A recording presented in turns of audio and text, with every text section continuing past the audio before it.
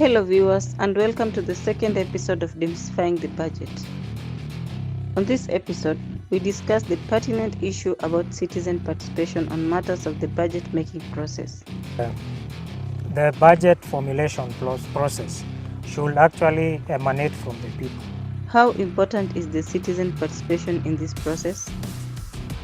When you look at the needs of the people and the requirements, they should inform the budget. So far, is it done the right way? Citizens normally are given projections which are actually budget formulation, which means already the policy has been made, how the money needs to be spent, so you are just being asked to give feedback. That is not public participation. When you ask us to propose our proposals after the policy has been done, formulation has been done, now we are just trying to give you and saying, oh, don't give this to agriculture, it is too late. And for 2025 budget, was it informed by the citizen?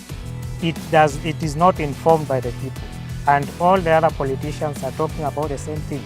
If you hear from politician 1, they are talking about building roads, politician 2 building roads, and the main question is, does the common mwananchi want the road to be big? Catch it all here on Demystifying the Budget, brought to you by NGA. So then this poses the question of when should public participation be done? Now, Dr. Ben will have his own time, but if I can just begin by saying, if you look at the 6 processes of forming a budget, I don't want to explain them, but just mention in quick passing. The first one is policy formulation. The second one is budget formulation. The third one, you talk about budget execution. The fourth one is about accounting. The fifth one is about auditing. And the last one is oversight. Citizens normally are given projections which are actually budget formulation, which means already the policy has been made, how the money needs to be spent, so you are just being asked to give feedback. That is not public participation. There's what we call consulting, but there's what called participating. If you are being consulted, is when they send you a paper telling you, this is the budget projections, tell us what you think. Then they tell you, submit your papers. That's why Rose Njeri came out with this platform to show us what is wrong with all this process. But the best way is, policy formulation is what informs how you want to spend your money. Like if I give an example, if your son tells you, I'm marrying from Taita land, already your dowry has been decided, because women in Taita are not cheap to marry. I've married from there. They have a standard way to come up with dowry. The least I've had is 2 million shillings. Now, if you go to marry in Luo Nyanza, normally it's pride, so they don't ask you for money. They tell you, give us what you want, we don't care. We don't care, we are not eating because of you. Whether you pay or not, we continue eating. That's how Luos look at dowry negotiation. Maybe you go to Mount Kenya, it's different. But I'm trying to say, after deciding you're marrying from coast, your dowry is decided. So it's just about whether you are going to carry the actual goods, or you are going to give money, or you are going to pay in bits, or you are going to pay lump sum. So those are the discussions. So when you ask us to propose our proposals after the policy has been done, formulation has been done, now we are just trying to give you and saying, oh, don't give this to agriculture, it is too late, because the sovereign power belongs to the people of Kenya. And Kenyans really know what they want. That's why you see when the government says, we're giving you houses, they tell you, no.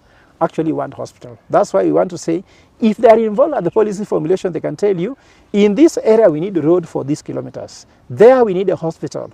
We need medicine. We need SHA to work. You heard there's a time when William Ruto went somewhere, there's a Christian who told him, Mr. President, just make SHA work. We don't want houses. So citizens know what they want, and they know what is useless to them. And that's why we still must go to the sovereign power of the people, so that they can tell us what do they want. Just like a head of a household, I'll ask my wife, what is this year's budget for you, or this month's budget for you? Kids will say what they want. You are going for a holiday. You ask your kids, what do you want to eat for dinner? What do you want to eat for breakfast? So once they have told you what they want, then you sit together as a household and say, head of the household, and says, this money I'll spend this way. But you can't just come from your salary and say, I'm going to give each of you 3,000 shillings each, the children, then the wife 8,000, then I remain with 50,000. You might either overspend, or you must actually underspend. Thank you. Okay, Dr. Ben, Professor has said that the sovereign power belongs to the people, and yeah, what do you have to say about it? Yeah, I agree with my brother, Prof. And the budget formulation process should actually emanate from the people, because it is the government serves the people, and of course the sovereign power belongs to the people. When you look at the needs of the people and the requirements, they should inform the budget.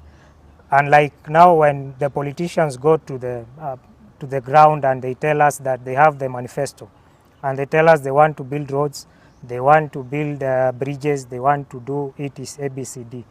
It is not informed by the people, and all the other politicians are talking about the same thing. If you hear from politician 1, they are talking about building roads, politician 2 building roads, but now implementation is the problem. And the main question is, does the common mwananchi want the road to be built? You see now, that is why we are talking about the formulation should start from the people. So maybe the people would want the prices of the foods to go down. So do we focus on the road first or the food production first?